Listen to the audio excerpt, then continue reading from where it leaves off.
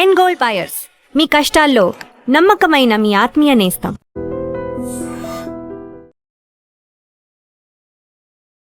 Operation blue star అనేది ఎందుకు start అయింది? బ్లూ స్టార్ కి ఇందిరాగాంధీ హత్యకి ఏమైనా కనెక్షన్ ఉందా?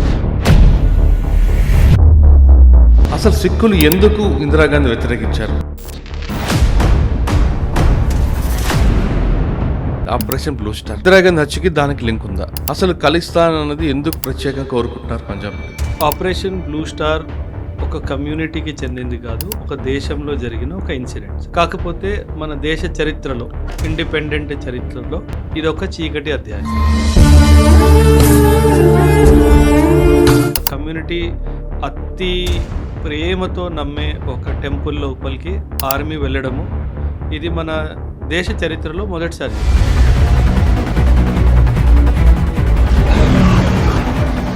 సార్, ఖలిస్తాన్ అనగానే మనకు బృందం వాళ్ళే గుర్తొస్తారు. అసలు ఆయన ఏంటండి? ఆయన మతానికి సంబంధించిన వ్యక్తా లేదా మిలిటెంటా? మతానికి సంబంధించిన వ్యక్తి దేశానికి విరుద్ధంగా వెళ్ళాడు.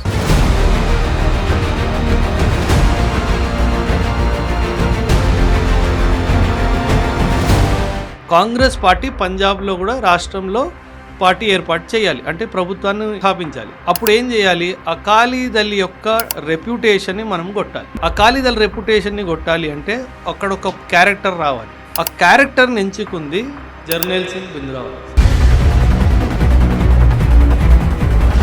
అంటే సిక్ ప్రాక్టీసెస్ ఎలా చేయాలి, సిక్ అబ్బాయిలు ఎలా ఉండాలి, సిక్ ఉమెన్ ఎలా ఉండాలి, సిక్ కమ్యూనిటీలో పెళ్ళిళ్ళు ఎలా జరగాలి, ఇవన్నీ ఇన్స్ట్రక్షన్స్ ఇచ్చేది Akal Takht. So it is a temporal seat of Sikhs. ఆ అకాల్ తఖత్ని జనరల్ షాబేగ్, జర్నైల్ సింగ్ భింద్రావాలే అండ్ ఆయన ఫాలోవర్స్ అందరు కలిసి దాన్ని ఒక మిలిటరీ ఫోర్టిఫైడ్ ఫోర్ట్ లాగా కట్టేశారు. సో అప్పుడు ఇందిరాగాంధీకి అర్థమైంది, అమ్మో నేను సృష్టించిన రాక్షసుడు నా కంట్రోల్లో ఇంకా పోయి.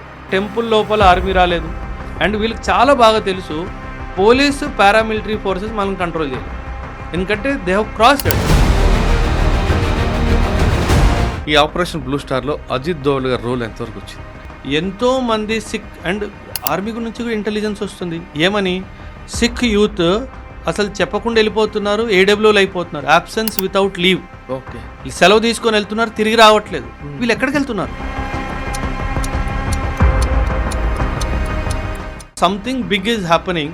ఈ ఇంటెలిజెన్స్ రిపోర్ట్ వస్తుంది అండ్ ఈ ఇంటెలిజెన్స్ రిపోర్ట్లోనే అజిత్ దోవల్ గారు ఎంట్రీ అవుతుంది. అసలు లోపల ఏం జరుగుతుంది కనుక్కోవాలి. Projected himself as a rickshaw wala outside golden temple. Operation blue Star ఏ రోజు, ఎన్ని గంటలకి, ఎలా స్టార్ట్ అయింది? ఆపరేషన్ బ్లూ స్టార్ మొత్తం ఒక 10 రోజులు సార్. జూన్ 1 నుంచి జూన్ 10, 1984. కానీ ఏదైతే గోల్డెన్ టెంపుల్లో ఆర్మీ ఎంట్రీ చేసిందో అది జూన్ 5th, 6th నైట్. ఈరోజు 5వ తారీఖు, ఈరోజు రాత్రి ఆపరేషన్ స్టార్ట్ అయింది. 6వ తారీఖు ఉదయాన్న ఫినిష్ అయిపోయింది సార్. ఇండియన్ ఆర్మీ నుంచి మిక్స్డ్ బటాలియన్ని తీసుకున్నారు sir.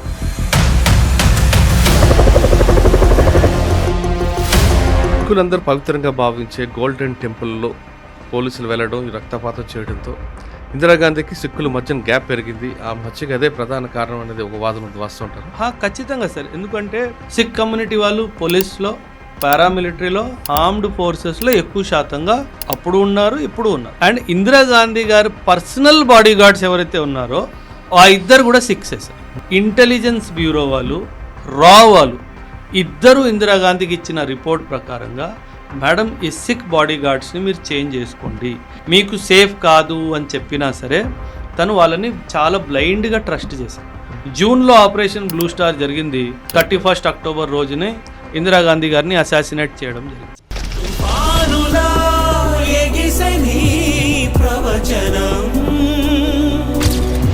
Welcome to I dream. Operation blue star. Operation blue star అనేది ఎందుకు స్టార్ట్ అయింది?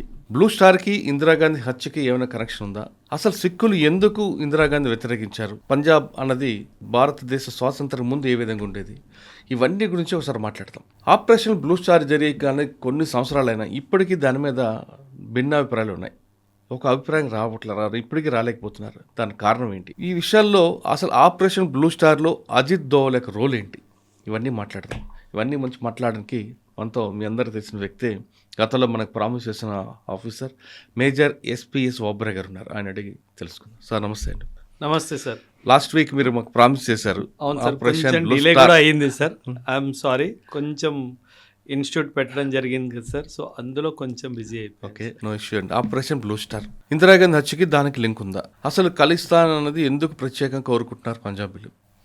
ఈ మొత్తం ఆపరేషన్ అంతా మీకు చెప్పే ముందు ఇందులో అజిత్ దోవల్ గారి రోల్ ఏంటి? అంటే ఇప్పటికీ అప్పటికి ఆయన ఏ విధంగా దాన్ని, అంటే ఇప్పుడే ఎంత యాక్టివ్ ఉన్నారంటే అప్పుడు ఏ విధంగా ఉండేవారు?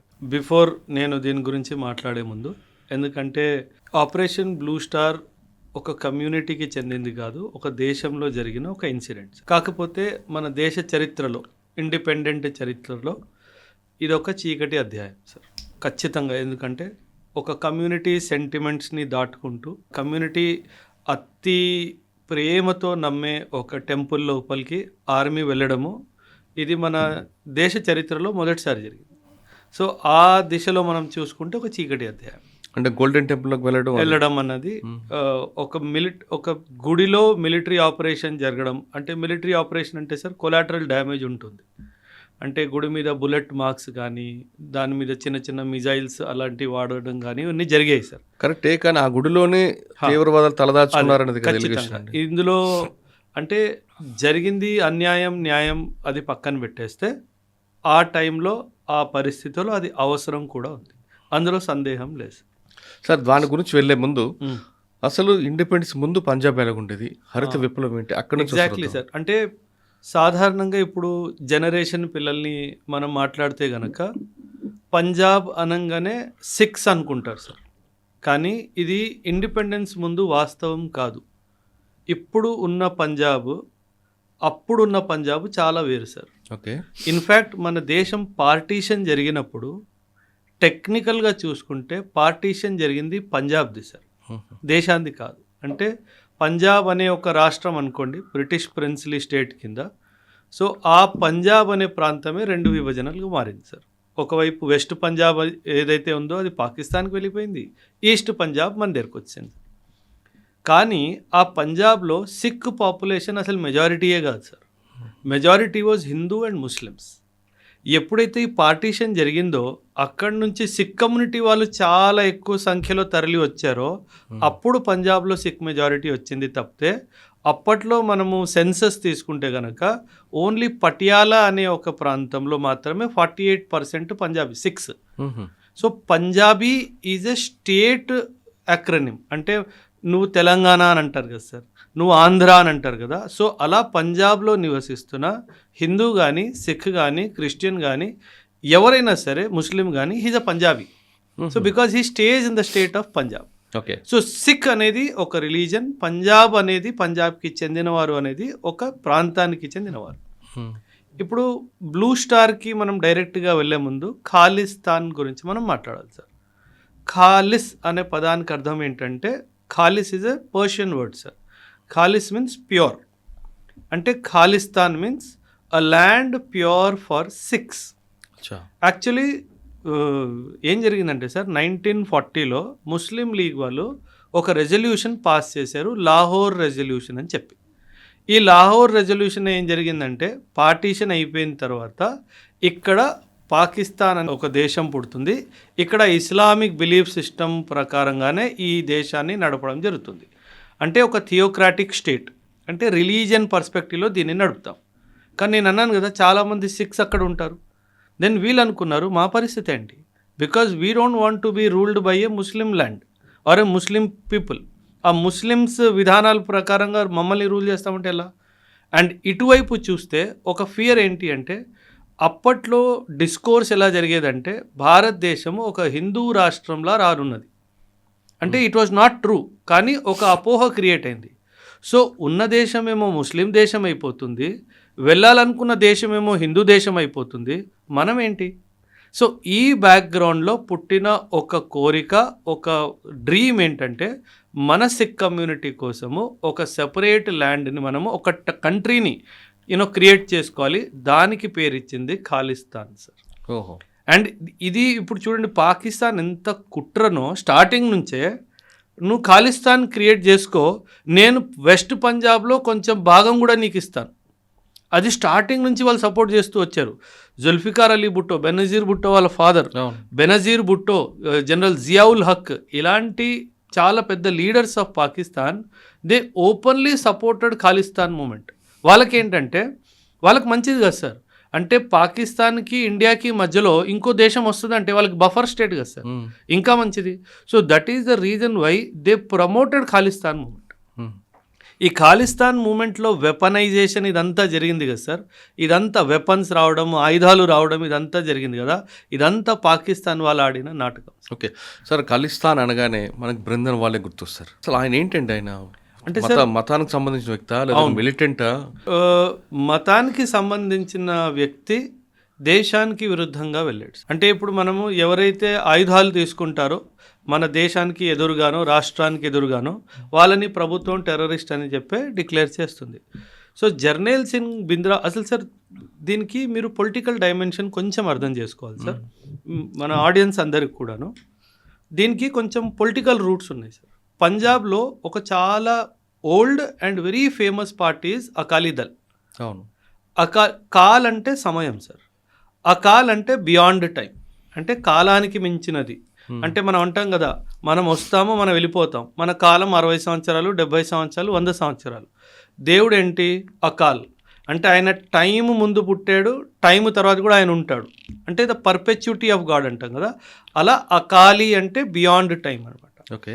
Akali Dal is the most famous political party in Punjab. And ఈ అకాలీ దల్ ఏంటంటే దాని ఓట్ బేసిస్ సిక్ పాపులేషన్స్.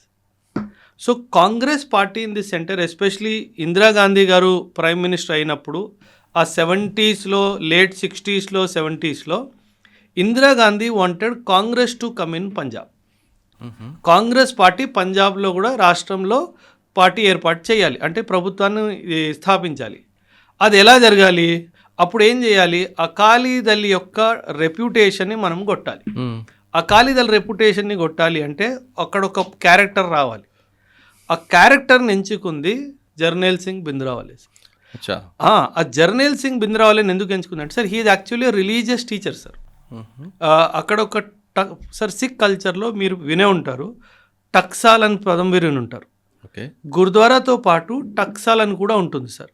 ఈ టక్సాల్ ఏంటి అంటే పిల్లలకి సిక్ గురుముఖి నేర్పించడము, హోలీ గ్రంథ్ ఎలా చదవాలి నేర్పించడము, సిక్కిజం వాటి బేసిక్ ప్రిన్సిపల్స్ ఏంటి ఇవన్నీ నేర్పించడము, ఇవన్నీ చేస్తారు సార్. సో ఎవరైతే ఈ టక్సాల్కి హెడ్ ఉంటారో ఆయనకి మంచి ఫాలోయింగ్ ఉంటుంది సార్ సిక్ కమ్యూనిటీలో. ఇప్పుడు ఆ అకాలీదళ్ ఓట్స్ని డివైడ్ చేయాలి అంటే అక్కడి నుంచే ఇంకో మనిషిని తీసుకురావాలి కదా సార్. సో అలా కాంగ్రెస్ పార్టీ ఐడెంటిఫై చేసిన మనిషి జర్నైల్ సింగ్ బింద్రావాలే సార్. ఆయన టక్సాల్ ఏదైతే నడిపించేవాళ్ళో దాన్ని దమ్ దమీ టక్సాల్ అనేవాళ్ళు.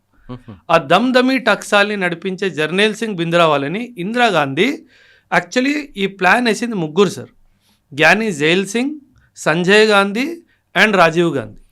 వీరు ముగ్గురు కలిసి ఈయనను ఐడెంటిఫై చేశారు. అకాలీదళ్కి విరుద్ధంగా ఈయన నిల్చోబెట్టచ్చు, సిక్ కమ్యూనిటీలో మంచి ఫాలోయింగ్ ఉంది, అకాలీదళ్ ఓట్స్ డివైడ్ అయిపోతాయి, మనకు పెద్ద ఛాన్స్ ఉంటుంది అని. అంటే ఖాలిస్తాన్ని పెంచి పోషించింది అంటే డైరెక్ట్గా అనలేము, కానీ ఇండైరెక్ట్గా ఖచ్చితంగా మనం అనొచ్చు ఇందిరాగాంధీ గారు. ఎందుకంటే ఇందిరాగాంధీ గారు కాంగ్రెస్ పార్టీ నిర్ణయమో ఏదో sir. So when Jarnail Singh బింద్రావాలేని వీళ్ళు ఐడెంటిఫై చేసిన తర్వాత అంటే ఒక మాన్స్టర్ని క్రియేట్ చేశారు సార్, అంటే ఒక రాక్షసుడిని క్రియేట్ చేశారు. ఇప్పుడు ఆయనకు ఆయుధాలు ఇచ్చారు, ఆయనకి డబ్బు ఇచ్చారు సార్. ఒక టైం ఎలా ఉండేదంటే కమ్యూనిటీలో ఏం టాక్స్ ఉండే అంటే జర్నైల్ సింగ్ బింద్రావాలే can talk to Indira Gandhi and Zail Singh డైరెక్ట్లీ, అంత పవర్ ఉండేది సార్ ఆయనకి. అంటే ఇప్పుడు ఫర్ ఎగ్జాంపుల్ సార్ నా దగ్గర మోదీ గారి నంబర్ ఉంది, పర్సనల్ నంబర్, మీరు మాట్లాడతారని నేను మీకు చెప్తే మీరేమనుకుంటారు, అమ్మ ఒబ్రో సార్ ఎంత పెద్దోడరా, డైరెక్ట్గా పిఎంతో టచ్ ఉంది. సో ఇమాజిన్ ఫాలోవర్స్ ఆయన్ని చూస్తున్నారు, he can talk to Indira Gandhi and Zail Singh directly. So ఏమవుతుంది, ఒక ట్రస్ట్ బిల్డ్ అవుతుంది. సో పెద్ద ఎత్తున ఆయనను ఫాలో అవడం జనాలు స్టార్ట్ చేశారు. అకాలీదళ్ ఏం చేసిందంటే అకాలీదళ్కి అర్థమైపోయింది, అమ్మో కాంగ్రెస్ పార్టీ వీడిని వేసేసుకుంది, మన ఓట్స్ డివైడ్ అయిపోతాయి. నేషనల్ ఫ్రంట్లో ఏం జరిగిందంటే సార్ 1975 ఎమర్జెన్సీ, మీరు ఆ టైం పీరియడ్ అందరికీ తెలుసు. Congress got busy in Delhi sir. వాళ్ళు ఢిల్లీలో బిజీ అయిపోవడం వల్ల జర్నైల్ సింగ్ బింద్రావాలని వీళ్ళు పట్టించుకోలేదు. 1975 నుంచి 1980 ఒక 5 సంవత్సరాలు. ఈ టైంలో అకాలీదళ్ వాడు బింద్రావాలని వేసుకెళ్ళిపోయాడు సార్. సో ఏమైంది, నువ్వు సృష్టించిన మనిషి, నువ్వు డబ్బు ఇచ్చిన మనిషి, నువ్వు ఆయుధాలు ఇచ్చిన మనిషి, నువ్వు సపోర్ట్ ఇచ్చిన మనిషి వెళ్ళి అపోజిషన్ పార్టీలో కూర్చున్నాడు. ఇప్పుడు వీళ్ళని ఎలిమినేట్ చేయాలి. ఇప్పుడు ఈయన ఎలిమినేట్ చేయాలి అంటే ఆబ్వియస్లీ ఇందులో సార్ ఇన్ఫ్యాక్ట్ మీరు హిస్టరీ చదివితే ఒక ఆర్మీ చీఫ్ కూడా ఉన్నారు సార్. ఒక రిటైర్డ్ చీఫ్ అంటే జనరల్ ఆఫీసర్, జనరల్ షాబేగ్ అని చెప్పేసి. ఈ జనరల్ షాబేగ్ ఎవరైతే ఉన్నారో ఆయనని రిటైర్మెంట్కి కేవలం ఒక్క రోజు ముందు ఆయన్ని డిస్మిస్ చేయడం జరిగింది. అంటే కరప్షన్ ఛార్జెస్ ఆయన్ని అంటించి ఆయన డిస్మిస్ చేశారు. ఆయన కోపం వచ్చి ఆయన జర్నల్ సింగ్ బింద్రాలతో చేతులు కలుపుకున్నాడు. ఆయన ఏమన్నాడు, నేను ఆర్మీలో జనరల్, అసలు యుద్ధం ఎట్లా పోరాడాలో నేను నేర్పిస్తా, ఆయుధాలు నువ్వు మేనేజ్ చేయి. మనం గోల్డెన్ టెంపుల్ పరిసర ఏదైతే ఉంటారో అకాల్ తఖత్ సార్, మనం గోల్డెన్ టెంపుల్ అంటే ఆ వాటర్లో మధ్యలో ఉండదు గోల్డెన్ టెంపుల్ సార్, దానికి ఎదురుగా అకాల్ తఖత్ ఉంటుంది. Actually Akal Takht is more sacred sir. Okay, ఆ గోల్డెన్ టెంపుల్ ఈజ్ సింబాలిక్, ఆ వాటర్ మధ్యలో చాలా బ్యూటిఫుల్గా చాలా బాగా కన్స్ట్రక్ట్ చేశారు. That is a symbolic representation. కానీ సిక్ కమ్యూనిటీలో టెంపోరల్ సీట్ అంటారు కదా, అంటే ఇప్పుడు ఇస్లాంలో మెక్కా మదీనా ఇలా మోస్ట్ ఇంపార్టెంట్ ప్లేసెస్, సిక్ కమ్యూనిటీలో అకాల్ తఖత్ అంత important place. So Akal Takht is where all Sikh కమ్యూనిటీకి సంబంధించి instructions India wide and world wide కూడా ఇవ్వబడతాయి. అంటే సిక్ ప్రాక్టీసెస్ ఎలా చేయాలి, సిక్ అబ్బాయిలు ఎలా ఉండాలి, సిక్ ఉమెన్ ఎలా ఉండాలి, సిక్ కమ్యూనిటీలో పెళ్ళిళ్ళు ఎలా జరగాలి, ఇవన్నీ ఇన్స్ట్రక్షన్స్ ఇచ్చేది Akal Takht sir. So it is a temporal seat of Sikhs. ఆ అకాల్ తఖత్ని జనరల్ షాబేగ్, జర్నల్ సింగ్ బింద్రావాలే అండ్ ఆయన ఫాలోవర్స్ అందరు కలిసి దాన్ని ఒక మిలిటరీ ఫోర్టిఫైడ్ ఫోర్ట్ లాగా కట్టేశారు. సో ఈ 75 నుంచి 1982-83 వరకు ఇదంతా జరిగిపోయింది. సో అప్పుడు ఇందిరాగాంధీకి అర్థమైంది, అమ్మో నేను సృష్టించిన రాక్షసుడు నా కంట్రోల్లో ఇంకా పోయాడు, వీడిని ఎలిమినేట్ చేయాలి. సో వీళ్ళు చాలా తెలివిగా, ఎందుకంటే టెంపుల్ లోపల ఆర్మీ రాలేదు అండ్ వీళ్ళకి చాలా బాగా తెలుసు పోలీసు పారామిలిటరీ ఫోర్సెస్ మనం కంట్రోల్ చేయలేదు, ఎందుకంటే దే హ్యావ్ క్రాస్ దట్. ఎందుకంటే ఒక ఆర్మీ జనరల్ ఆఫీసర్ నాకు సపోర్ట్ ఇచ్చాడంటే కంప్లీట్ మిలిటరీ టాక్టిక్స్ వస్తాయి. అండ్ మీకు గుర్తుంటే సార్ ఈ టైం పీరియడ్లో చాలామంది సిక్ కమ్యూనిటీ వాళ్ళు కూడా ఆర్మీ వదిలేసి రిటర్న్ రావడం జరిగింది. అంటే ఈ గోల్డెన్ టెంపుల్ మీద ఏదో జరగబోతుంది, మీరందరూ తిరిగి రావాలి, దేశం కన్నా మనకి ఇది కూడా ముఖ్యము అన్నట్టు ప్రచారం చేయడం జరిగితే చాలామంది సిక్ కమ్యూనిటీ పిల్లలు ఆర్మీ ఉద్యోగాలు వదిలేసి రిటర్న్ రావడం జరిగింది. సో వీళ్ళు ఏం చేశారు, ఈ ఫాలోవర్స్ని కొందరు ఆర్మీ పర్సనల్, కొందరు సివిలియన్స్, వీళ్ళందరినీ తీసుకొని ఒక పెద్ద కంటోన్మెంట్లా తయారు చేస్తారు అకాల్ తఖత్. అందుకు ఆర్మీ వాడాల్సి వచ్చింది సార్ ఇందిరాగాంధీ.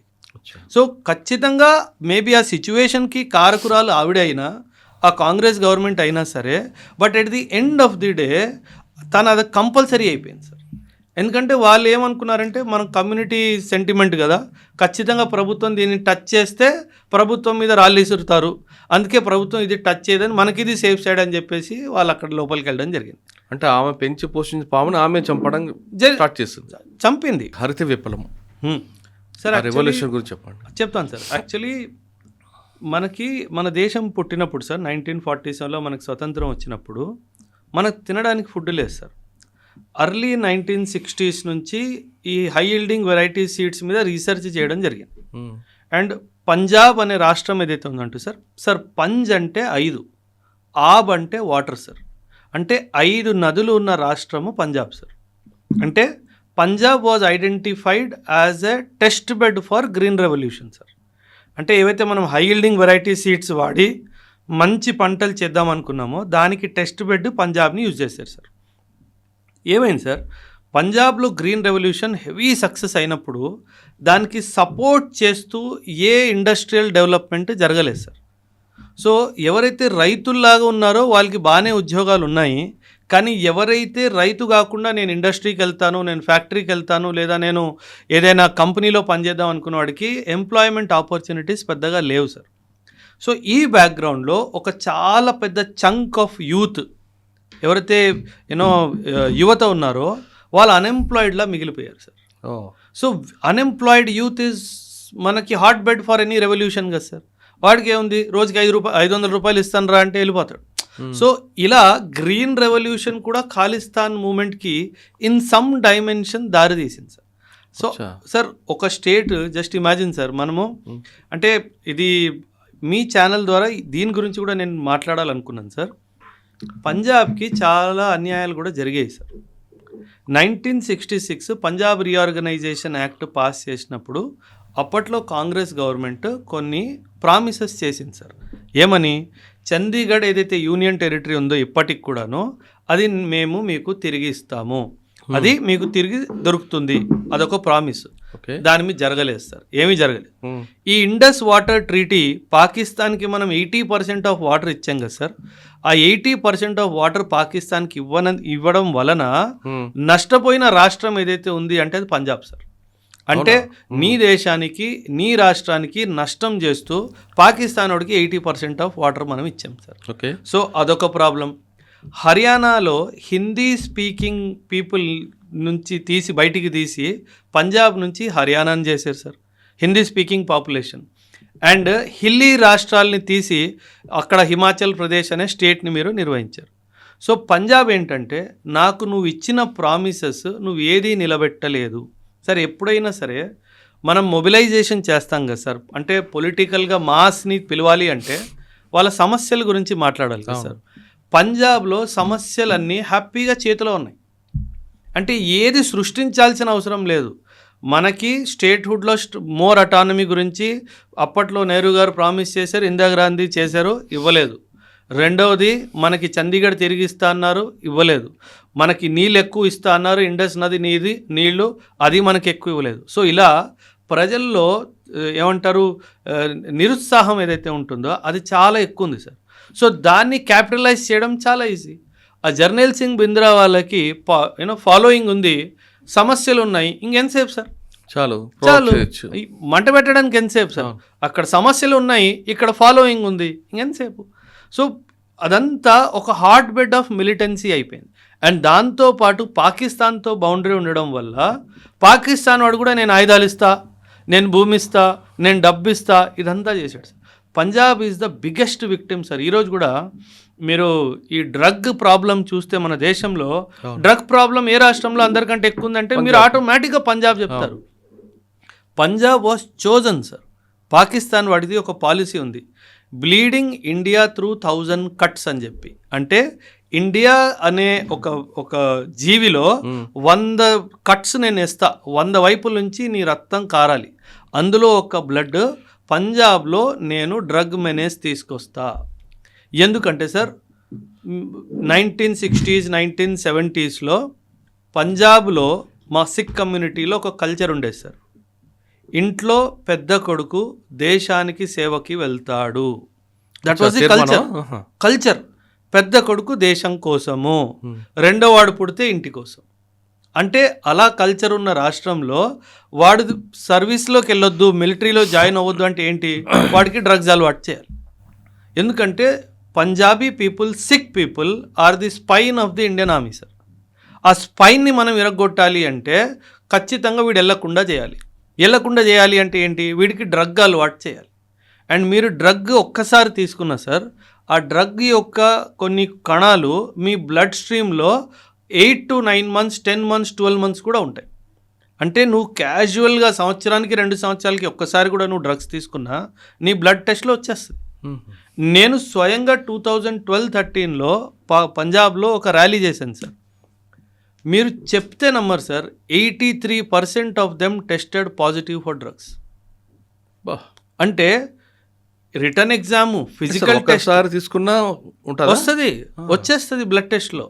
సో అంటే ఇన్ని టెస్టులు పెట్టి, ఫిజికల్ టెస్టులు అన్ని స్ట్రిక్ట్ ఫిజికల్ టెస్ట్ పెట్టి ఒక 100 మందిని సెలెక్ట్ చేస్తే అందులో 83 మంది పనికిరాని వాళ్ళు, because of they tested positive for some cocaine, some heroin, some ganja నషా. సో అది పర్మనెంట్ రిజెక్షన్ సార్. పాకిస్తాన్ వాడు ఏం అచీవ్ చేశాడు, నేను సెలెక్ట్ చేసినోడు బెస్ట్ కదా సార్. ఆ 83 వాళ్ళు బెస్ట్ ఇండియన్ ఆర్మీలో రాకుండా చేశాడు. సో దానివల్ల ఏమవుతుంది, మన ఆర్మీ వీక్ అవుతుంది, వాడికి కావాల్సింది అది. సో ఇలా ఇప్పుడు విక్టిమ్ అంతే 100%, అంటే విక్టిమ్ ఆఫ్ జియో పాలిటిక్స్. అక్కడ యువతకి ఈ విషయం అర్థం కావట్లేదు. మీరు ఉడతా పంజాబ్ సినిమా చూస్తే మీకు అర్థమైపోయింది. ఉడతా పంజాబ్ సినిమా చూస్తే అసలు మనకి ఎలాగైతే మేబీ ప్రతి లేన్లో కిరాణా కొట్టు ఉంటుందో, పంజాబ్లో ప్రతి లేన్లో డ్రగ్ రీహాబిలిటేషన్ సెంటర్ ఉంటుంది సార్. అంటే డ్రగ్ ఎంత డీప్ రూటెడ్ అయిపోయిందో పంజాబ్లో తెలుస్తుంది. లక్కీలీ సౌత్ ఇండియాలో అంత లేదు. But if you go to Punjab, drug is మనం మెడికల్ షాప్లో వెళ్ళి క్రోసిన్ డోలో తీసుకుంటాం కదా, అంత ఈజీగా అవైలబుల్ ఉంటుంది. ఓకే, అంత ఈజీగా అవైలబుల్ ఎందుకు చేశారు? కమ్యూనిటీని నాశనం చేయాలి. ఈ కమ్యూనిటీ యూత్ని నాశనం చేస్తేనే ఇండియన్ ఆర్మీని మనం కంట్రోల్. సార్ ఈ విషయాన్ని మీ పంజాబ్లో తెలిసిందా? ఎందుకు తెలియదు సార్, బట్ అర్థం అవడానికి టైం పడుతుంది సార్. దాని తర్వాత ఇంకోటి, ఆనంద్ సాబ్ తీర్మానం ఎందుకు రిజెక్ట్ అయింది? 1973లో అనంతపూర్ సాహిబ్ రెజల్యూషన్ అని చెప్పేసి అకాలీదళ్ వాళ్ళు తీసుకురావడం జరిగింది. ఈ ఆపరేషన్ బ్లూ స్టార్కి ఒకే ఒక కారణం చెప్పాలి అంటే ఆ ఒక్క వర్డ్ పాలిటిక్స్ సార్. వీళ్ళు స్టేట్లో గవర్నమెంట్ నాది ఉండాలి అని చెప్పేసి ఎంత లెవెల్కి తీసుకెళ్ళిపోయారంటే ఒక టెర్రరిస్ట్ ఆర్గనైజేషన్ ఫామ్ అయిపోయేలా తీసుకెళ్ళిపోయారు. అకాలీదళ్ వాడేంటి, నేను పంజాబ్లో నాదే పై చేయి ఉండాలి, సెంట్రల్ పార్టీ వాడు రాకూడదు. సో అనంతపూర్ సాబ్ రెజల్యూషన్, నాకు ఈ నీళ్ళు కావాలి, నాకు హర్యానా కొన్ని ప్రాంతాలు తిరిగిస్తా అన్నావు, చండీగఢ్ తిరిగిస్తా అన్నావు, హిమాచల్ నుంచి తిరిగిస్తా అన్నావు, ఇవన్నీ నాకు కావాలి. సో ఇదంతా 1973 రెజల్యూషన్. ఇది ఎప్పుడు ఇందిరాగాంధీ జర్నల్ సింగ్ బింద్రావాలని తయారు చేస్తుంది అప్పుడు. అండ్ 1975 ఎమర్జెన్సీ జరిగింది, వాడిని పట్టించుకోలేదు, వాడు అటే తిరిగాడు. అండ్ 1973లో అనంతపూర్ సాహిబ్ రెజల్యూషన్ ఎవరైతే అకాలీదళ్ పాస్ చేసిందో, 1982లో అకాలీదళ్ అండ్ జర్నల్ సింగ్ బింద్రావాలే ఇద్దరు కలిసి ఇంకో రెజల్యూషన్ పాస్ చేశారు, ధర్మ యుద్ధ మోర్చా అని చెప్పి. అచ్చా, చూడండి ఎంత పాలిటిక్స్ ఎంత ప్లే అవుతుందో.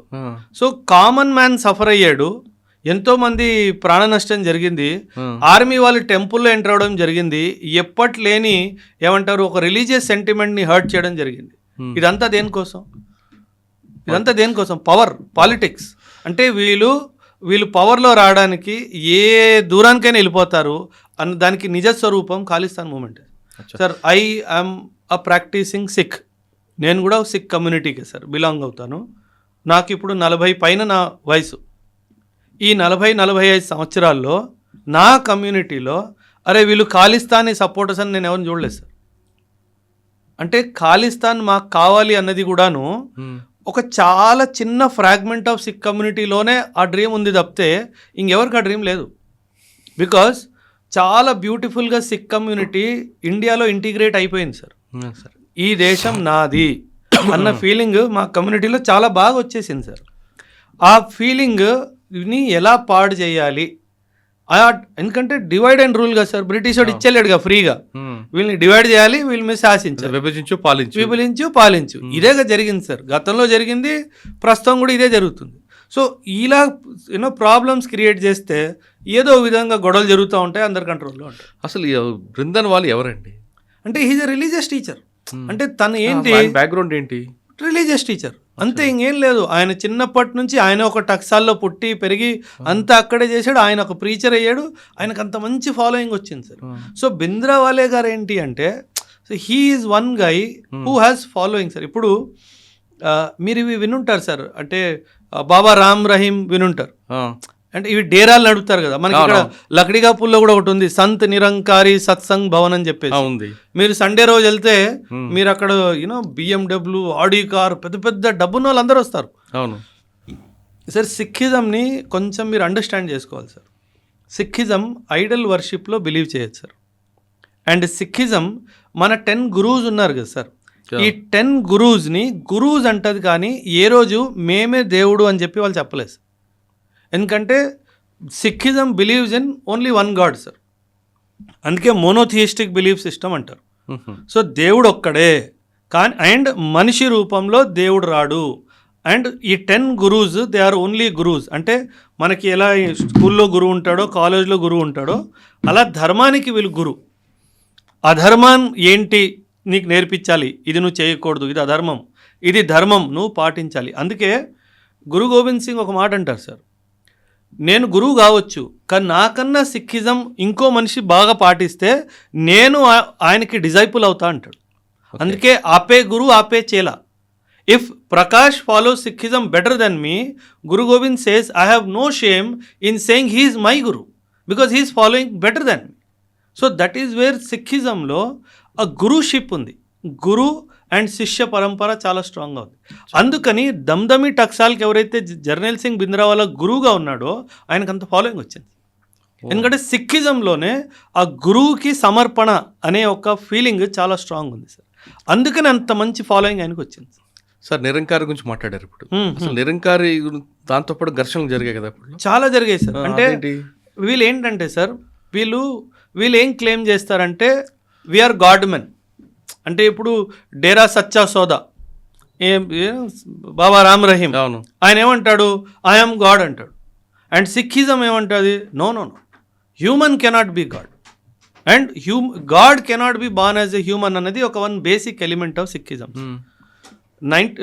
When Khalsa Panth was establish sir, 10th Guru Gobind Singh ఆయన ఒక ఇంపార్టెంట్ తీర్పు ఇచ్చారు సార్. నా తర్వాత హోలీ గ్రంథే గురువు, నా తర్వాత హోలీ గ్రంథే గురువు. నీకు జీవితంలో ఏ కష్టం వచ్చినా, నీకు ఏ ప్రాబ్లం వచ్చినా ఆ బుక్ తీసుకొని చదువు, నీకు సమాధానం దొరుకుతుంది. నా తర్వాత లివింగ్ గురువు ఎవ్వరూ లేరు అని చెప్పి ఆయన చాలా స్పష్టంగా చెప్పడం జరిగింది సార్. ఆయన ఏమన్నాడు, ఆజ్ఞా భై అకాల్కి, అకాల్కి means somebody who is beyond time, ఆజ్ఞా భై అకాల్కి తభీ చలాయో పంత్. పంత్ మీన్స్ సిక్కిజంని ఎలా నడపాలి, సబ్ సిక్కన్ కో హుకుం హై గురు మానియో గ్రంథ్. అంటే ఇప్పటి నుంచి నా తర్వాత ఎవ్వరు ఒక మనిషి వచ్చి నేను సిక్ కల్చర్కి గురువు అని చెప్పడానికి లేదు. ఈ హోలీ గ్రంథులో ఎవరైతే రాశారో ఈ హోలీ గ్రంథులో రాసిన రూల్స్, రెగ్యులేషన్స్, స్క్రిప్చర్స్ ఇదే మీకు గురువు అని చెప్పడం జరిగింది.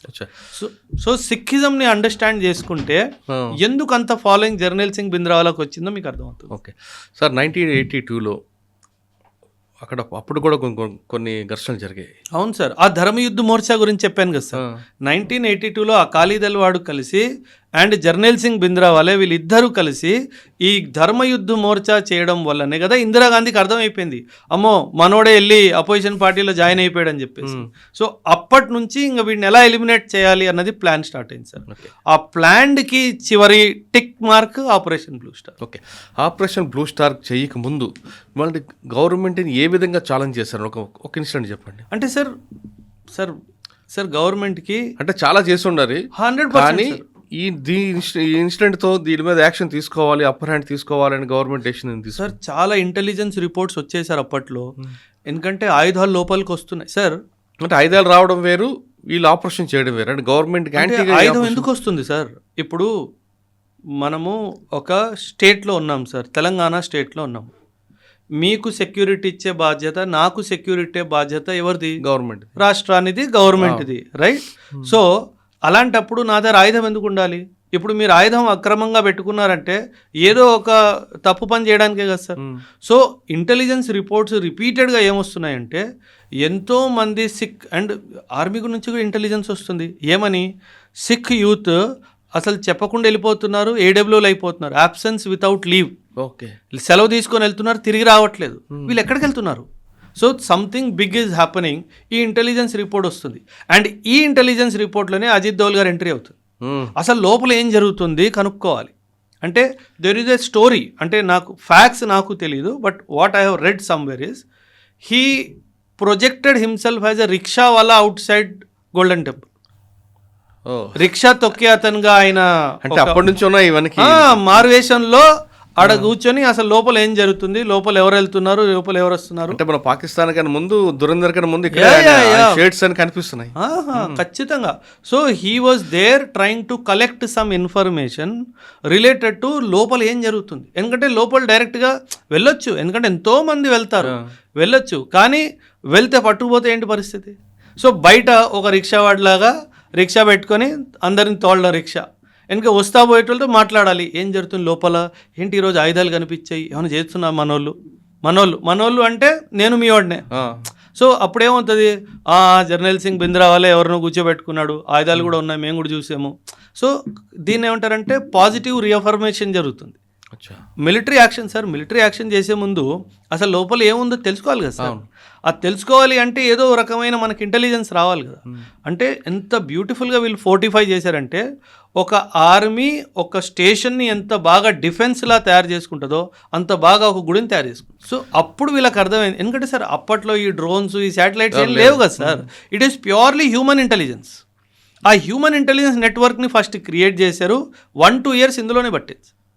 దెన్ లీడ్ చేసింది దోవల్. సో దెన్ యాక్షన్ జరిగింది గ్రౌండ్లో 1984లో. దా ఆపరేషన్కి పేరు ఇచ్చింది ఆపరేషన్ బ్లూ స్టార్. సరే, ఆపరేషన్ బ్లూ స్టార్కి వెళ్ళకముందు సార్, పాకిస్తాన్ నుంచి వెపన్స్ వచ్చాయని చెప్తున్నారు. ఏ రూట్లో వచ్చేవండి వీళ్ళకి? Punjab border is there. Punjab border is there. Direct గా లారీలో తీసుకొచ్చేవారా లేదా అండర్ గ్రౌండ్ లో రకరకాల దీంట్లో తీసుకొచ్చారు? ఆబ్వియస్లీ సార్, ఇప్పుడు మనకు టెర్రరిస్టులు ఎలా వస్తున్నారు అంటే, ఇప్పుడు మనం పాకిస్తాన్ని నుంచి 71లో ఒక యుద్ధం జరిగింది సార్. 71 తర్వాత ఏ యుద్ధం జరగలేదు. ఏదైతే బార్డర్ ఫెన్సింగ్ అయ్యిందో అది ఇప్పుడు కదా మనం కట్టుకుంది సార్. అప్పట్లో ఏముంది, అంత ఓపెనే కదా సార్. మొత్తం బార్డర్ ఫెన్స్ ఎక్కడుంది? అండ్ అన్ని నదులు ఉన్నాయి, ఎన్ని దారులు ఉన్నాయి లోపల రావడానికి. దారికి ఏం కరువు ఉంది సార్. ఓపెన్ గా తీసుకురావడమే, సీక్రెట్ లేదు. అంటే ఓపెన్ గా అంటే మరీ ఓపెన్ గా కాదు, but there is no check and balance అప్పట్లో. సో పాకిస్తాన్ వాడు ఇలా దుర్మార్గం చేస్తాడు అన్న క్లారిటీ లేదు. అండ్ మీరు 1971 రా పుట్టి ఎన్ని రోజులు, 3 సంవత్సరాలు అయింది. అండ్ రా was busy in the east. బంగ్లాదేశ్లో బిజీగా ఉంది, అంటే ఈస్ట్ పాకిస్తాన్లో బిజీగా ఉంది. ఇది పట్టించుకోలేదు. ఇంకా వీళ్ళు జరిగాయి సార్. అంటే సార్ మన దేశం చాలా పెద్దది సార్. అండ్ అప్పట్లో మనకి అంత డబ్బు లేదు sir. So we don't have that much money. ఇప్పుడున్న సౌకర్యాలు మన దేశానికి, ఇప్పుడున్న డబ్బు కానీ, ఇప్పుడున్న ఆదాయం కానీ అప్పుడు లేదు కదా సార్. అంటే మనం ఇండిపెండెంట్ అయ్యి 15-20 సంవత్సరాలు కూడా అవ్వలేదు. అప్పుడే వీళ్ళు ఇవన్నీ దుర్మార్గత్వం స్టార్ట్ చేశారు కదా సార్ దేశంలో. అజిత్ దోవల్ గారు రిక్షా తొక్కుతూ రిక్షా పుల్లర్గా లోపండి ఒక ఇన్ఫర్మేషన్ ఇచ్చుంటారు. తర్వాత ఆర్మీ నుంచి కూడా ఇన్పుట్స్ వచ్చుంటాయి. ఈ ఇన్పుట్స్ అయిన తర్వాత ఇంకా ఆపరేషన్ బ్లూ స్టార్ ఏ రోజు, ఎన్ని గంటలకి, ఎలా స్టార్ట్ అయిందండి సార్? ఆపరేషన్ బ్లూ స్టార్ మొత్తం ఒక 10 రోజులు సార్. June 1 నుంచి June 10, 1984. కానీ ఏదైతే గోల్డెన్ టెంపుల్లో ఆర్మీ ఎంట్రీ చేసిందో అది June 5th, 6th నైట్. ఈరోజు 5వ తారీఖు, ఈరోజు రాత్రి ఆపరేషన్ స్టార్ట్ అయింది. 6వ తారీఖు ఉదయాన్న ఫినిష్ అయిపోయింది సార్. ఇండియన్ ఆర్మీ నుంచి మిక్స్డ్ బటాలియన్ని తీసుకున్నారు సార్. 9 గడ్వాల్ రైఫిల్స్, 10 డోగ్రా. ఈ అతి ముఖ్యంగా ఈ 2 బటాలియన్స్ నుంచి ట్రూప్స్ని తీసుకొని ఒక mixed combat group, mechanised infantry, cavalry వాళ్ళని కూడా ఇన్వాల్వ్ చేసి కండక్ట్ చేసిన ఆపరేషన్. వాళ్ళిద్దరిని తీసుకున్నారండి? అంటే న్యూట్రల్గా ఉంటారు కాబట్టి, అంటే ఆ కమ్యూనిటీకి చెందని వాళ్ళు ఉండడానికి అనేది ఒక న్యూట్రాలిటీని మెయింటైన్ చేయాలి. బ్లూ స్టార్ పేరు ఎందుకు పెట్టారు అంటే, ఆపరేషన్స్, మిలిటరీ ఆపరేషన్స్ ఏవైతే ఉంటాయో సార్, వాటికి కొన్ని పేర్లు ఎలాగిస్తారంటే అది ఇంకా లైఫ్ లాంగ్ అది మన హిస్టరీలో అలా మిగిలిపోవాలి అని. ఇప్పుడు మనం ఆపరేషన్ సింధూర్ ఇచ్చాము. అంటే ఆపరేషన్ సింధూర్ ఎందుకు ఇచ్చాము అంటే, వాళ్ళకి ఎవరైతే 26-27 మందిని చంపేశారో వాళ్ళ వల్ల వాళ్ళ సింధూరం పోయింది కాబట్టి వాళ్ళకి ఒక ఏమంటారు ట్రిబ్యూట్ లాగా ఆపరేషన్ సింధూర్. ఈ బ్లూ స్టార్ అనే పదానికి అంత హిస్టరీ పెద్దగా లేదు. కానీ వీళ్ళేంటంటే, ఈ స్టార్ ఎప్పుడు ఎలా ఉంటుంది సార్, వైట్ బ్రైట్. కానీ బ్లూ స్టార్ ఏంటి, మన కంటికి కనిపించదు. సో ఈ ఆపరేషను మన దేశంలో జరిగిన ఆపరేషను ఎంత తొందరగా అయితే మనం దీని గురించి మర్చిపోవాలి. ఆ యొక్క డైమెన్షన్ బ్యాక్గ్రౌండ్తో ఇచ్చిన పేరు బ్లూ స్టార్. ఎందుకంటే ఆకాశంలో బ్లూ కలర్లో స్టార్ ఉంటే మనకు కనిపిస్తుందా? కనిపించదు. సో మన చరిత్రలో ఇలా ఒక చీకటి అధ్యాయం జరిగింది అన్న విషయము మనం తొందరగా మర్చిపోవాలి. ఎందుకంటే ఒక కమ్యూనిటీ, ఏ కమ్యూనిటీ అయితే ప్రతిసారి మన దేశానికి అవసరం వచ్చినప్పుడు నిల్చుందో వాళ్ళకి విరుద్ధంగానే జరుగుతుంది. కాబట్టి though it is not directly targeted at Sikhism కాదు, ఒక టెర్రరిస్ట్ మీదనే టార్గెట్. కానీ అందరి దీన్ని తొందరగా మర్చిపోవాలి అన్న ఉద్దేశంతో పేరు పెట్టింది బ్లూ స్టార్ సార్. సో దీనికి మల్టిపుల్ స్టోరీస్ ఉన్నాయి sir. This is one of the story. So that we forget this operation as early as possible. And ఒక రాత్రి మొత్తం ఆపరేషన్స్ జరిగాయి సార్. హెవీ క్యాజువాలిటీస్ అటువైపు, హెవీ క్యాజువాలిటీస్ ఇటువైపు. అంటే ఆర్మీ వైపు కూడాను, అండ్ ఆ టెర్రరిస్టులు లేదా సపోర్టర్స్ ఆఫ్ భింద్రవాలే వాళ్ళకు కూడా హెవీ క్యాజువాలిటీస్ జరిగాయి sir. By the morning of 6th June, Bhindranwale was killed and the operation was ended. And immediately the restoration of ఏదైతే నష్టం జరిగిందో, కొలాటరల్ డ్యామేజ్ జరిగిందో, దాని రిపేర్ వర్క్ కూడా ఇమీడియట్గా ఆల్మోస్ట్ స్టార్ట్ అయింది. సిక్కులందరూ పవిత్రంగా భావించే గోల్డెన్ టెంపుల్లో పోలీసులు వెళ్ళడం, ఈ రక్తపాతం చేయడంతో ఇందిరాగాంధీకి సిక్కుల మధ్యన గ్యాప్ పెరిగింది. ఆమె హత్యకి అదే ప్రధాన కారణం అనేది ఒక వాదన ఉంది. వాస్తవంటారా? ఖచ్చితంగా సార్. ఎందుకంటే as I told, Sikh community వాళ్ళు పోలీస్లో, పారామిలిటరీలో, ఆర్మ్డ్ ఫోర్సెస్లో ఎక్కువ శాతంగా అప్పుడు ఉన్నారు, ఇప్పుడు ఉన్నారు.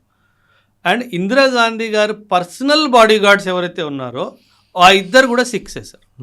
ఈ ఆపరేషన్ జరిగిన తర్వాత కూడా ఇంటెలిజెన్స్ బ్యూరో వాళ్ళు, రా వాళ్ళు ఇద్దరు ఇందిరాగాంధీకి ఇచ్చిన రిపోర్ట్ ప్రకారంగా, మేడం ఈ సిక్ బాడీ గార్డ్స్ని మీరు చేంజ్ చేసుకోండి, ఎందుకంటే ఆపరేషన్ బ్లూ స్టార్ తర్వాత the sentiments are very high, ఎందుకంటే ఆబ్వియస్లీ కోపం ఉంటుంది, కమ్యూనిటీలో కోపం ఉంది, కాబట్టి మీకు సేఫ్ కాదు అని చెప్పినా సరే తను వాళ్ళని చాలా బ్లైండ్గా ట్రస్ట్ చేసింది. సో అందుకే ఎప్పుడైతే ఇంటెలిజెన్స్ వాళ్ళు ఇది చెయ్యొద్దు అని అంటారో, ఇది చెయ్యండి అని లీడర్స్కి అంటారో వాళ్ళు వినాలి సార్. ఎందుకంటే వాళ్ళకి గ్రౌండ్ ఇంటెలిజెన్స్ రిపోర్ట్ ఉంది కాబట్టి, వాళ్ళ చేతుల్లో ఆయుధాలు ఉన్నాయి, నువ్వు దగ్గరగానే ఉన్నావు అంటే ఎవరిని దాటుకొని రావాల్సిన అవసరం కూడా లేదు, నువ్వు మా ముందే ఉన్నావు. సో ఏం చేయాలి, వాళ్ళని ఇండాక్ట్రినేట్ చేయాలి, రాడికలైజ్ చేయాలి. ఈవిడి వల్లేరా నీ స్వర్ణ మందిరంలో మిలిటరీ వాళ్ళు బూట్స్ వేసుకొని వచ్చారు. సో ఎవడైనా సరే మనిషి కొన్ని రోజుల తర్వాత ఇన్ఫ్లుయెన్స్ అయిపోతాడు కదా, అక్కడ అదే జరిగింది. సో ది ఐబీ అండ్ రా గేవ్ ఇంటెలిజెన్స్ దట్ వీళ్ళిద్దరు ఎవరైతే ఉన్నారో వీళ్ళు అన్వాంటెడ్ ఎలిమెంట్స్తో వీళ్ళు మాట్లాడడం మాకు తెలుస్తుంది, సో మీరు వీళ్ళని తీసేస్తే మంచిది అని చెప్పి ఇందిరాగాంధీకి చెప్పినా సరే తను వినలేదు సార్. జూన్లో ఆపరేషన్ బ్లూ స్టార్ జరిగింది, అక్టోబర్లో 31 అక్టోబర్ రోజునే ఇందిరాగాంధీ గారిని అసాసినేట్ చేయడం జరిగింది సార్. ఒక లక్ష్యం కోసం పంపారు ఆవిడ. ఆ లక్ష్యం అంటే పొలిటికల్గా నెరవేరిందా పంజాబ్లో కాంగ్రెస్ పార్టీ? అప్పుడు నెరవేరలేదు సార్, అప్పుడు పెద్దగా నెరవేరలేదు. కానీ 2000 ఇక్కడ 21 మన 2017లో కాంగ్రెస్ పార్టీ వచ్చింది. కానీ దానికి కారణం కంప్లీట్లీ డిఫరెంట్ సార్. దానికి కంప్లీట్లీ కారణం డిఫరెంట్. కానీ వాళ్ళు అంత కష్టపడ్డారు కానీ అప్పుడు రాలేకపోయారు. బట్ ఖచ్చితంగా 2017లో అయితే వాళ్ళు అంటే ఈ రీజన్తో కాదు కదా, వేరే రీజన్స్ అంటున్నారు కాబట్టి. అంటే ఆ వేరే రీజన్ మరీ రిలీజ్ చేసే సార్. మళ్ళీ 2015లో సార్ ఒక ఇన్సిడెంట్ జరిగింది పంజాబ్లో, దాన్ని బర్గారీ ఇన్సిడెంట్ అంటారు. బర్గారీ ఇన్సిడెంట్ ఏంటంటే ఫరీద్కోట్ దగ్గర బర్గారీ అనేది ఒక ప్లేస్ సార్. ఫరీద్కోట్ దగ్గర గురుద్వారా ఎదురుగా గురుద్వారా మన హోలీ గ్రంథ్ కొన్ని కాల్ చేసిన కాగితాలు అక్కడ రోడ్డు మీద పడేశారు. దిస్ ఈజ్ ఇనఫ్ కదా సార్, మన దేశంలో ఇంత పెద్ద ఇది జరిగితే అండ్ ఇంకా people will be there. And 2015లో అకాలీదళే ఉంది సార్ పొలిటికల్ పార్టీ అప్పుడు కూడాను. 2015 నుంచి 2017 వరకు Akali Dal could not find the perpetrators of Bargari. అసలు ఎవడు చేశాడు అది 2 సంవత్సరాలు పట్టుకోలేకపోయారు సార్. 2017లో ఎలక్షన్స్లో కాంగ్రెస్ ఒక్క ఇష్యూ మీద ఎలక్షన్ ఫైట్ చేసింది. ఏమని, బర్గారీ పర్పిట్రేటర్స్ ఎవరైతే ఉన్నారో ఆ హోలీ గ్రంథ్ కాగితాలు ఎవరైతే కాల్ చేశారో వాళ్ళని పట్టుకుంటాము. వాళ్ళ ఎలక్షన్ అజెండా ఒక అజెండా. 2017లో కాంగ్రెస్ గెలిచింది సార్. 2017 నుంచి 2022 వరకు 5 సంవత్సరాలు కాంగ్రెస్ ఉంది సార్, ఏమీ చేయలేదు sir. They did not catch the perpetrators of Bargari. 2022లో ఆమ్ ఆద్మీ పార్టీ ఇదే అజెండా మేనిఫెస్టోతో వెళ్ళింది, బర్గారీ పర్పిట్రేటర్స్ని పట్టుకుంటా అని. ఆమ్ ఆద్మీ పార్టీ గెలిచింది. సో ఒక religious sentiment state politics drive చేస్తుంది. గెలిచింది కరెక్ట్, పట్టుకున్నారా? లేదు, ఎప్పుడు చేయలే. అందుకే చెప్తున్నా, భగవంత్ సింగ్ మాన్ సార్ అంటే he's not a CM material according to me sir. So but ఎందుకంటే ఆ పార్టీ అక్కడికి వెళ్ళి ప్రామిస్ చేసింది, అది చేసింది కాబట్టే ఎలక్షన్ గెలిచారు. 17లో కాంగ్రెస్ గెలిచింది. 5 సంవత్సరాలు అమరేందర్ సింగ్ గారి గురించి మీకు తెలిస్తే is a very lavish person. So ఆయన మాసెస్ని పెద్ద పట్టించుకోడు. 5 సంవత్సరాలు ఉన్నాడు. 5 సంవత్సరాల్లో తర్వాత ఆయన్ని మార్చేయడం కూడా జరిగింది. అమరేందర్ సింగ్ని మార్చేసి చన్నీ అని చెప్పి వచ్చాడు. And is a Dalit community person. And Sikh పాపులేషన్లో మంచి మెజారిటీ ఉంది దళిత్లో. సో కాంగ్రెస్ ఏమనుకుంది, అరే కనీసం దళితులకి మనం చీఫ్ మినిస్టర్ చేసాం కదా, ఆ సపోర్ట్ ఎలిమెంట్ ఉంటుంది అనుకున్నారు. తను ఏం చేయలేకపోయాడు. ఆ తర్వాత 2022లో ఆమ్ ఆద్మీ పార్టీ వచ్చింది, ఇప్పుడు వచ్చి అది ఎవరు చేయలేదు. అండ్ అందులో ఒక గ్యాంగ్స్టర్ ఉన్నాడు సార్, గోల్డీ బ్రార్ అని చెప్పేసి, వాడు ప్రదీప్ సింగ్ అని చెప్పేసి ఒక మనిషిని చంపాడు. He was one of the perpetrators of burglary అని తెలిసింది. అండ్ ఆయన ఓవర్ నైట్ దేవుడు అయిపోయాడు. బికాస్ అక్కడ కమ్యూనిటీకి ఏం కావాలి, ఆ వెదవ పని చేసినట్టు చంపాలి. Because it is a religious sentiment. కానీ ఇంత దాన్ని చూపిస్తున్న తప్ప ఎవరు చేయలేకపోతున్నారు. సార్ మీరు ఇంకో మాట తీసుకొచ్చారు ఇక్కడ, పంజాబ్ అనగానే డ్రగ్స్ అనేది ఒక పేరు ఉండేది గతంలో, కానీ ఇప్పుడు ఇంకొక పేరు కూడా యాడ్ అయింది, SC ST కేసులు ఎక్కువ ఉంటుంటాయి అనేది. అవును సార్. అంటే కన్వర్షన్స్ కూడా చాలా ఎక్కువ అవుతున్నాయి సార్. పంజాబ్లో క్రిస్టియానిటీ కన్వర్జన్స్ ఇవన్నీ కూడా బాగా జరుగుతున్నాయి సార్. దానివల్ల ఈ ఎస్సీ ఎస్టీ గొడవలు కూడా చాలా ఎక్కువ అయిపోతున్నాయి సార్. అంటే they are also doing everything possible to stop this. అంటే ఫోర్స్ఫుల్ కన్వర్జన్స్ కావు సార్ ఇవి. చాలా మంది కమ్యూనిటీలో వాళ్ళు సొంతంగానే వాళ్ళు కన్వర్ట్ అవుతున్నారు క్రిస్టియానిటీకి. అండ్ ఇన్ఫ్యాక్ట్ వరల్డ్ ఓవర్గా మనం చూసుకుంటే sir, Canada, America, Germany, UK, ఎంతోమంది Europeans are converting to Sikhism. Not 1 or 2, కొన్ని వేలల్లో కొన్ని లక్షల్లో everyday they are converting to Sikhism. కానీ పంజాబ్లో because sir Punjab is a victim sir. అంటే ఇప్పుడు మీరు పాటలు చూసుకోండి, you know glorification of crime sir. Punjab పాటల్లో ఏమి గన్ ఉంటుంది, డ్రగ్స్ ఉంటాయి, అమ్మాయి ఉంటుంది. పంజాబ్ పాట త్రీ పార్ట్స్లో డివైడ్ చేసేయచ్చు. అంటే 4 బోటల్ వోడ్కా కామ్ మేరా రోజుకా. ఇదేంది? This was never Punjabi pop culture, sir. Punjabi folk culture was very pure. అంటే how the agricultural land hold was there, ఫ్యామిలీలో రిలేషన్షిప్స్ ఎలా ఉండేవి, దాని మీద పాటలు రాసేవాళ్ళు. కానీ ఇప్పుడు వెస్టర్న్, అసలు యాక్చువల్లీ ఈ ఖాళిస్తాన్ మూమెంట్కి బయట నుంచి కూడా కాన్సెప్ట్ ఉంది సార్. అంటే వెస్టర్న్ కంట్రీస్, అమెరికా కానీ, కెనడా కానీ, యూకే కానీ ఇండియా మీద జియో పొలిటికల్గా ప్రెషర్ ఉంచాలి అన్న ఉద్దేశంతో ఆ దేశాల్లో ఖాళిస్తానీ సపోర్టర్స్కి డబ్బు ఇస్తారు, వాళ్ళకి చేతులు పట్టుకుంటారు సార్. ఎందుకంటే ఇండియా మీద ప్రెషర్ పెట్టాలని. ఇన్ఫ్యాక్ట్ మనం యూకేతో అండ్ యూరోపియన్ యూనియన్తో ఫ్రీ ట్రేడ్ అగ్రిమెంట్ సైన్ చేసుకున్నప్పుడు ఏదైనా పెద్ద డీల్ ముందుకు వచ్చింది అనుకోండి సార్, అప్పుడు ఖాళిస్తాన్ సంబంధించి ఏదో ఒకటి జరుగుతుంది సార్. ఎందుకంటే ఇండియా మీద ప్రెషర్ బిల్డప్ చేయడానికి ఈ ఖాళిస్తానీ మూమెంట్ని ఇండియా మీద ఒక ఫాల్ట్ లైన్లా వాడాలి అని చెప్పేసి వీళ్ళు చేస్తున్న దుర్మార్గం సార్. దాన్ని చెక్ పెట్టడం ఉండదండి ఇంకా. అంటే వాళ్ళ దేశంలో మనం ఎలా చెక్ పెడతాం? కాదు, దాని ఇక్కడ మన వాళ్ళకి మోటివేషన్ చేసి ఇది జరుగుతుంది ఇది అని చెప్తే వినే మనం సరే ఇండియాలో ఖాళిస్తాన్ మూమెంట్ కి సపోర్టే లేదు. ఇక్కడ పంజాబ్ పబ్లిక్ చెప్తే అర్థం చేసుకుంటారు ఖచ్చితంగా. ఇప్పుడే కాదు సార్, ఎప్పుడూ ఖాళిస్తాన్ మూమెంట్ కి సపోర్ట్ లేదు. కొందరు ఏంటంటే సార్ సింపుల్ సార్, ఒక కొత్త దేశం అయింది అంటే ఒక కొత్త రాష్ట్రపతి వస్తాడుగా, ఒక కొత్త ప్రధానమంత్రి వస్తాడుగా. సో పొలిటికల్ అంబిషన్ సార్, ఈ పొలిటికల్ అంబిషన్స్ వల్లనే వచ్చింది ఖాళిస్తాన్ థాట్. ఆ పొలిటికల్ అంబిషన్ కిల్ అయిపోయింది.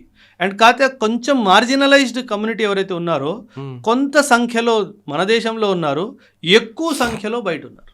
అదే so that is where. And ఇంకో విషయం సార్, అంటే I don't know whether the audience can understand what I'm trying to say or not. 2014లో మన్మోహన్ సింగ్ గారు ప్రైమ్ మినిస్టర్గా రిటైర్ అయ్యారు సార్. ఆయన రిటైర్ అయిన తర్వాత నుంచి గత 12-13 సంవత్సరాల నుంచిగా ఇండియన్ జియో పొలిటికల్ ఫ్రేమ్వర్క్లో ఎక్కడ సిక్ పర్సన్ పెద్ద పదవిలో ఎక్కడ లేరు సార్. అవును, హర్దీప్ సింగ్ పూరిని పక్కన పెట్టేస్తే ఎవరు లేరు సార్. అంటే ఎప్పుడు సరే మన దేశ చరిత్రలో ఒక సిక్ పర్సన్ని ఆర్మీ చీఫ్ అయినా చేసాము, ప్రైమ్ మినిస్టర్ అయినా చేసాము, ప్రధానమంత్రి అయినా చేసాము, అంటే వాళ్ళకి రీప్రజెంటేషన్ ఇస్తున్నాము అనే ఒక హామీ ఇస్తూ వచ్చారు సార్. ఆ హామీ తగ్గిపోయింది సార్. ఆ హామీ తగ్గిపోవడం వల్ల సిక్ కమ్యూనిటీలో కూడా ఒక సెన్స్ ఆఫ్ ఇన్సెక్యూరిటీ వస్తుంది. అంటే మన సంఖ్య తక్కువ కదా, మన ఓటు బ్యాంక్, మనం పాలిటిక్స్కి మనం పనికిరాం కదా, అంత సంఖ్య లేదు కదా, అందుకే మనల్ని పట్టించుకోవట్లేదు. సో ఆ రిప్రజెంటేషన్ కూడా చాలా ఇంపార్టెంట్ సార్. ఆ రిప్రజెంటేషన్ వస్తే ఆ సెన్స్ ఆఫ్ బిలాంగింగ్నెస్ వస్తుంది. ఆ సెన్స్ ఆఫ్ బిలాంగింగ్నెస్ రావాలి సార్. ఫైనల్గా చెప్పండి, ఈ ఆపరేషన్ బ్లూ స్టార్లో అజిత్ దోవల్ గారి రోల్ ఎంతవరకు వచ్చిందండి?